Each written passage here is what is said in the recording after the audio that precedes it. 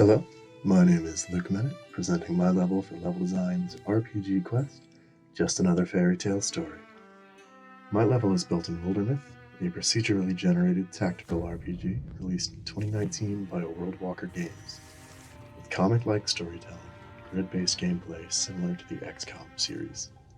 One of Wildermyth's biggest strengths is its focus on storytelling and choice, which I wanted to capitalize on with my quest. My quest is a retread of a stereotypical fairy tale, the party being tasked to rescue a woman from a castle guarded by draconic foes. The premise is as simple as I could manage, which serves to perfectly highlight its absurdity. Wildermyth has a personality system in which each character has a built-in persona that affects how they react to certain scenarios. I selected two of these traits, Bookish and Snark, and based the quest off of the party members with the highest corresponding stats among the party. The Bookish character recognizes the signs of a storyteller's quest and wants to fulfill their fantasy by completing it, while the Snarky character comments on how absurd the tropes of the genre are. The comic system also made setting a consistent pace easy, as the pacing of the game can be controlled by the ordering of the scenes. My quest follows the formula of plot into battle into vignette, with each fight being wrapped up with a humorous side story. My two vignettes include a carriage having fallen off a bridge advertising 99% safety, and an adventurer who mistook a fireproof ring for one that would make him fireproof. They're both darkly humorous in a morbid way, which I believe fits for the disconcerting nature of fairy tales. Player choices matter, both in combat and in the broader narrative. In combat, with 3 characters, each having a multitude of weapons and abilities, there is no shortage of choice. My gameplay shows off both the successes of the core gameplay and my maps, as I make frequent use of choke points with my long-range hunter, get in close with the hard-hitting warrior, and weaponize the environment with the magic of the mystic. The mystic in particular uses a system called infusions, in which they can attune to a part of the environment and use it offensively. This ability relies on objects in the level, and I included enough to offer the player significant offensive options, like using debris to chain an enemy in place, or sicking a fire on them for massive damage. Narratively, the player's biggest choice is towards the final level, whether to follow or rebel against the story. In the video, I follow the story, facing off against a Draven horde, and finding a familiar video game ending.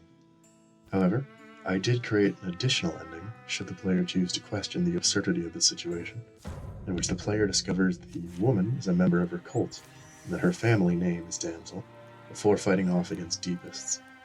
The player's decision changes the ending of the story, offering them the agency that normal fairy tale heroes don't get. Regardless of ending, the player receives XP and items for their victories, and the final level includes a spirit who will enchant a party member's weapon should they catch it, offering tangible rewards the player can then use in the upcoming battle.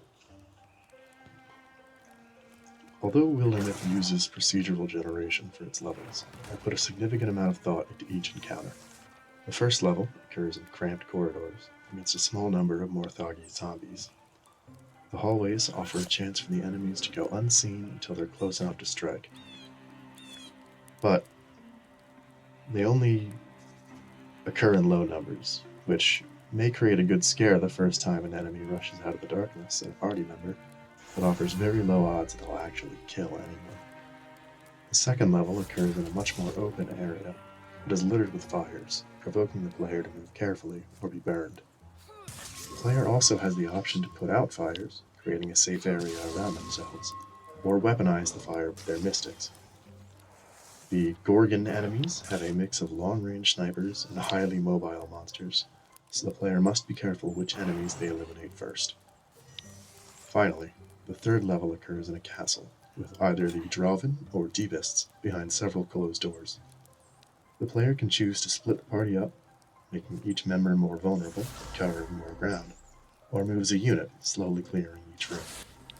The doors and increased enemy numbers make these siege tactics feel much different than the hallways from the first level, so each feels distinct and offers different decisions. Overall, I think my level was a success, both in narrative and level design, offering a series of good fights for players who seek challenge, and a few laughs for players who just want a good story. Although designed for relatively low-level parties, the procedurally generated monsters receive buffs and new abilities as a playthrough progresses, so the quest should always retain the same level of relative difficulty. I enjoyed this project the most out of any of the three this year, as it offered a chance to blend both worlds of design together, map design and narrative design, to create a fully fleshed out level that I can be proud of. I will let the video play to the end of the quest. Thank you for your time.